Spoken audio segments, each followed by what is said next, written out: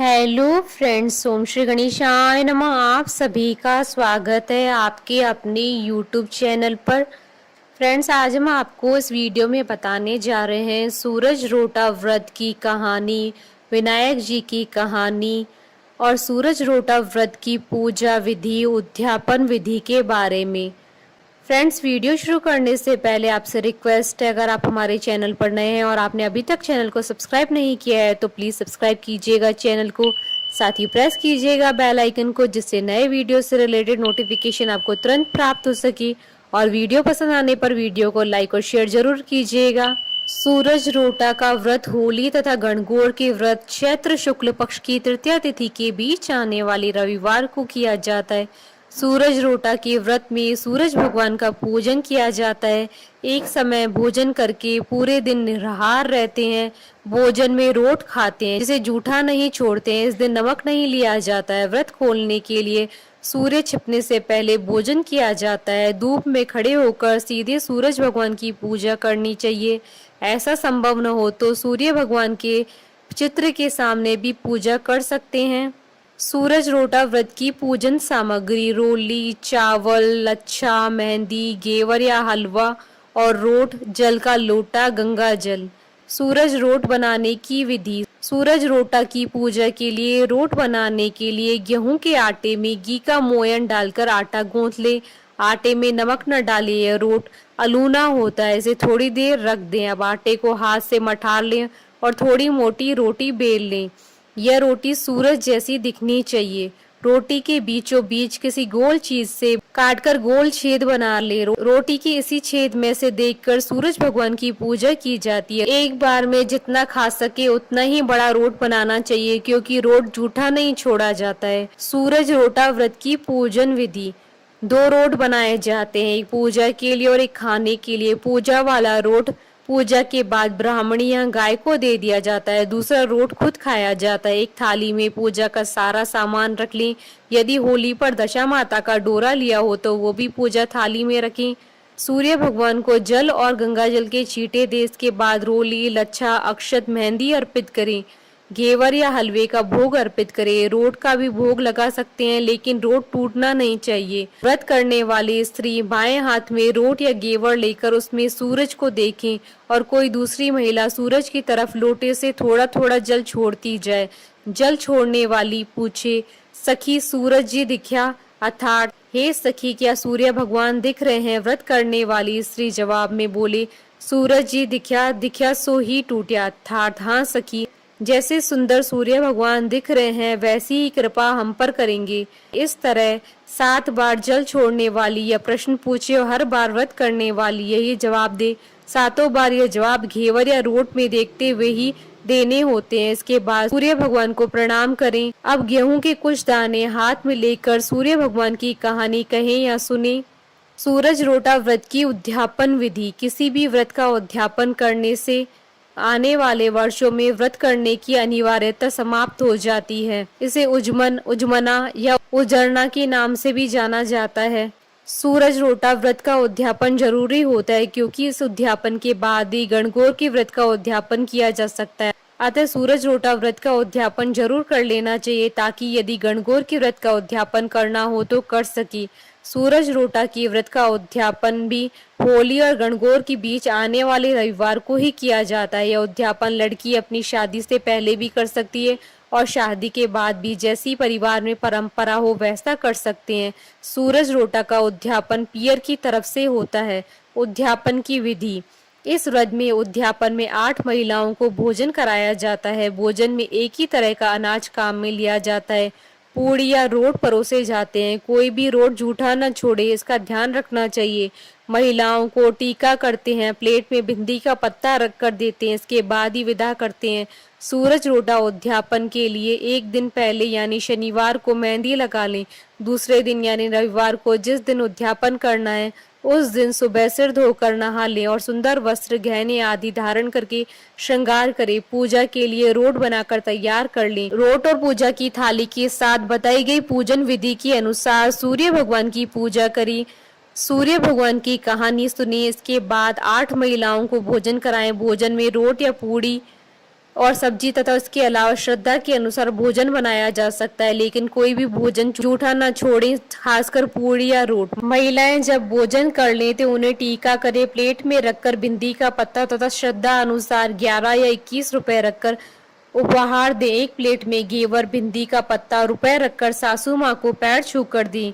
साखिए को भोजन कराएं। साखिया आपके उद्यापन का साक्षी होता है। साखिया घर का कोई भी लड़का या देवर हो सकता है। साखिया को टीका करके वस्त्र उपहार में दें और कान पकड़कर बरू कराएं, यानी उससे कहलवाएं कि वह उद्यापन का साक्षी रहेगा। इस प्रकार उद्यापन संपन्न होता है। फ्रेंड्स, गणगौर तीज की व्रत कथा, पूजा विधि और शुभ मुहूर्त का वीडियो आप देख सकते हैं हमारे चैनल पर। इसका लिंक आपको डिस्क्रिप्शन बॉक्स में भी मिल जाएगा। फ्रेंड्स, अब आइए प्रारंभ करें सूरज रोटा व्रत की कहानी। सूरज जी की कहानी सूरज रोटा की व्रत के समय कही और सुनी जाती है। इससे व्रत का संपूर्ण फल प्राप्त होता है। रविवार के व्रत में भी सूर्य भगवान की कहानी सुनते हैं। किसी गांव में एक माँ और उसकी बेटी दोनों सूरज जी का व्रत किया करती थी। एक बार सूरज जी के व्रत वाले दिन माँ ने बेटी से कहा, मैं पानी लेने जा रही हूँ, तू 2 रोट बनाकर रख लेना, एक छोटा और एक बड़ा रोट बनाना जो हम पूरा खा सके, क्योंकि रोट को जूठा नहीं छोड़ते हैं। रोट के आटे में नमक मत डालना, यह अलूना होता है। माँ पानी भरने चली गई और बेटी रोट बनाने लगी। तभी सूरज भगवान एक साधु बाबा का वेश बनाकर वहां आए और भिक्षा मांगने लगे। लड़की ने कहा, मेरी माँ का रोट तो बन गया है, पर मेरा रोट बनेगा, उसमें से आपको दूंगी। बाबा ने कहा, जो रोट बन चुका है उसी में से दे दो, नहीं तो मैं जा रहा हूँ। लड़की ने माँ के रोट में से टुकड़ा तोड़कर दे दिया। जब माँ वापस आई तो बहुत नाराज हुई और बोली, दिया भाई दिया दे, रोटा मायली कोड़ दे, मारो दे पण सारो दे। अर्थात, हे लड़की, मेरी रोटी का टुकड़ा दे दिया, मेरी रोटी मुझे साबुत दे। वह लड़की को मारने लगी। लड़की डरकर जंगल में भाग गई और एक पेड़ पर चढ़कर बैठ गई। सूरज भगवान ने सोचा, बेचारी लड़की को मेरे कारण घर से निकलना पड़ा, इसलिए उसकी रक्षा मुझे ही करनी पड़ेगी। सूरज भगवान रोज उसके लिए चूरमे का एक लड्डू और एक लोटा पानी भेज देते थे। लड़की मजे से खा पी लेती थी और बैठी रहती। एक दिन एक राजा शिकार करते हुए उधर से निकला। थकान मिटाने के लिए उसी पेड़ के नीचे आराम करने रुका। राजा ने अपने सेवक से कहा, प्यास से जान निकली जा रही है, चुल्लू भर पानी मिल जाता तो प्राण बच जाते। पेड़ पर बैठी लड़की ने यह सुना, उसने चुल्लू भर पानी डाल दिया। राजा ने पानी पी लिया।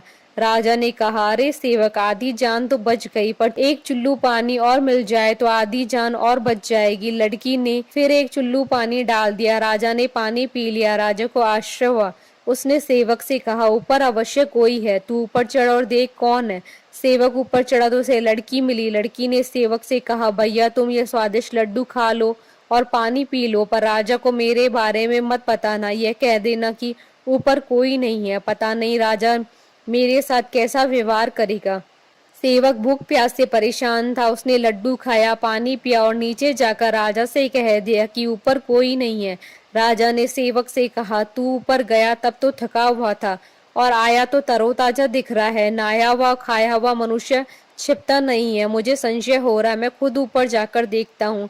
राजा पेड़ पर चढ़ा तो वहां सुंदर सी ब्राह्मण कन्या को पाया। राजा ने कहा, डरो नहीं, तुम बहुत सुंदर हो, मेरे साथ चलो, मैं तुमसे विवाह करना चाहता हूँ।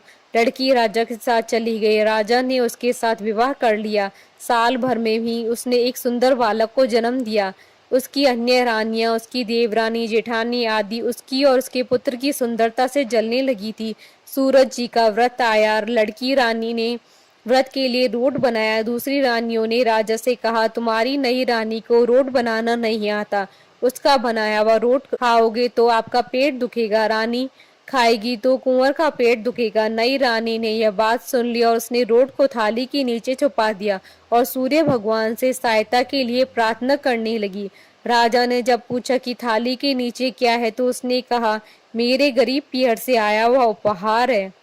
राजा ने थाली उठाई तो देखा उसके नीचे सोने का चक्र था। राजा ने कहा, वाह गरीब पियर वालों का ऐसा उपहार। नई रानी चुप रही। एक दिन रानी खिड़की में खड़ी थी, तभी उसे उसकी माँ दिखाई दी, जो दरिद्र अवस्था में छाजले बेच रही थी। उसने सोचा, माँ को यहाँ बुला ले तो यहाँ आराम से रह लेगी, इतने नौकर चाकरों में वह भी कुछ काम कर लेगी और किसी को पता नहीं चलेगा। उसने माँ को बुलवाया। रानी की माँ आते ही वही बात दोहराने लगी। दिया माई दिया दे, रोटा मायली कोड़ दे, मारो दे पण सारो दे। हे लड़की, मेरी रोटी का टुकड़ा दे दिया, मेरी रोटी मुझे साबुत दे।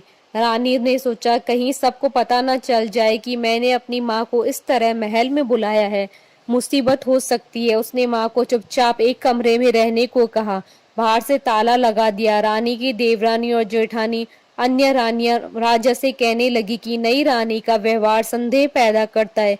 एक औरत महल में घुसी पर वह वापस नहीं निकली। छोटी रानी ने यह सुन लिया। वह सूर्य भगवान से इस विपत्ति से बचाने की प्रार्थना करने लगी। राजा ने वहां आकर उस कमरे की चाबी मांगी। राजा ने कमरा खोला तो वहां सोने की मूर्ति थी। राजा ने पूछा, यह मूर्ति कहाँ से आई? रानी ने कहा, मेरे गरीब पियर का उपहार है। राजा ने कहा, तुम्हारे गरीब पियर से इतने कीमती उपहार आते हैं, मुझे तुम्हारा पियर देखना है, हम वहां चलेंगे। रानी ने फिर सूरज भगवान से मदद मांगी। सूरज भगवान ने कहा, मैं सवा पैर की व्यवस्था तो कर दूंगा, लेकिन फिर मुझे नगरी में उजाला करने जाना होगा। सूर्य भगवान ने जंगल में माया नगरी बसा दी। महल, झरोखे, बाग बगीचे, रिश्तेदार आदि सब माया से बना दिए।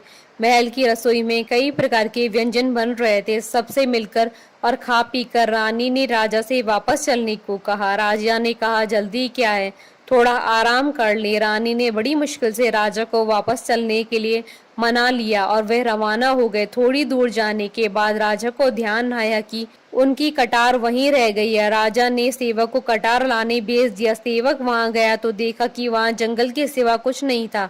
कटार झाड़ी में पड़ी मिली। कटार लेकर सेवक आया। उसने यह सब राजा को बताया। राजा को पहले से ही शक था। उसने तलवार निकाल ली और गुस्से में आकर रानी को सच बताने को कहा। रानी ने सब कुछ सच सच कह डाला और सूरज भगवान की कृपा और मदद के बारे में बताया। यह सब सुनकर राजा बहुत खुश हुआ और रानी को सूरज रोटा व्रत का अच्छे से करने को कहा। रानी का मान और बढ़ गया। हे सूरज भगवान, जैसा सुख उस लड़की को मिला, वैसा ही सुख यह कहानी कहने और सुनने वाले को प्राप्त हो। बोलिए सूरज भगवान की जय। फ्रेंड्स, अब आइए प्रारंभ करें गणेश जी की कहानी। कोई भी व्रत करने पर उस व्रत की कहानी के अलावा गणेश जी की कहानी कही और सुनी जाती है। इससे व्रत का पूरा फल प्राप्त होता है। एक बार गणेश जी एक लड़के का वेश धरकर नगर में घूमने निकले। उन्होंने अपने साथ चुटकी भर चावल और चुल्लू भर दूध ले लिया। नगर में घूमते हुए जो मिलता उसे खीर बनाने का आग्रह कर रहे थे। बोलते, माई खीर बना दे। लोग सुनकर हंसते। बहुत समय तक घूमते रहे मगर कोई खीर बनाने को तैयार नहीं हुआ। किसी ने यह समझाया कि इतने से सामान से खीर नहीं बन सकती, पर गणेश जी को तो खीर बनवानी ही थी। अंत में गरीब बूढ़ी अम्मा ने कहा, बेटा चल मेरे साथ, तुझे खीर बनाकर खिलाऊंगी। गणेश जी उनके साथ चले गए। बूढ़ी अम्मा ने उनसे चावल और दूध लेकर एक बर्तन में उबलने चढ़ा दिए। दूध में ऐसा उफान आया कि बर्तन छोटा पड़ने लगा। बूढ़ी अम्मा को बहुत आश्चर्य हुआ, कुछ समझ नहीं आ रहा था। अम्मा ने घर का सबसे बड़ा बर्तन रखा, वो भी पूरा भर गया। खीर बढ़ती जा रही थी, उसकी खुशबू भी चारों तरफ फैल रही थी। खीर की मीठी मीठी खुशबू के कारण अम्मा की बहू के मुंह में पानी आ गया। उसकी खीर खाने की तीव्र इच्छा होने लगी। उसने एक कटोरी में खीर निकाली और दरवाजे के पीछे बैठकर बोली, ले गणेश, तू भी खा, मैं भी खाऊं, और खीर खा ली। बूढ़ी अम्मा ने बाहर गणेश जी को आवाज लगाई, बेटा तेरी खीर तैयार है, आकर खा ले। गणेश जी बोले, अम्मा तेरी बहू ने भोग लगा लिया, मेरा पेट तो भर गया, खीर तू गांव वालों को खिला दे। बूढ़ी अम्मा गांव वालों को निमंत्रण देने गई। सब हंस रहे थे। अम्मा के पास तो खुद खाने के लिए कुछ नहीं है, पता नहीं गांव को कैसे खिलाएगी, पर फिर भी सब आए। बूढ़ी अम्मा ने सबको पेट भर खीर खिलाई। ऐसी स्वादिष्ट खीर उन्होंने आज तक नहीं खाई थी। सभी ने तृप्त होकर खीर खाई, लेकिन फिर भी खीर खत्म नहीं हुई, भंडारा भरा ही रहा। हे गणेश जी महाराज, जैसे खीर का भगोना भरा रहा, वैसे ही हमारे घर का भंडार भी सदा भरे रखना। बोलिए गणेश जी महाराज की जय। हमारे साथ इस वीडियो में अंत तक बने रहने के लिए आपका धन्यवाद। ओम श्री गणेशाय नमः।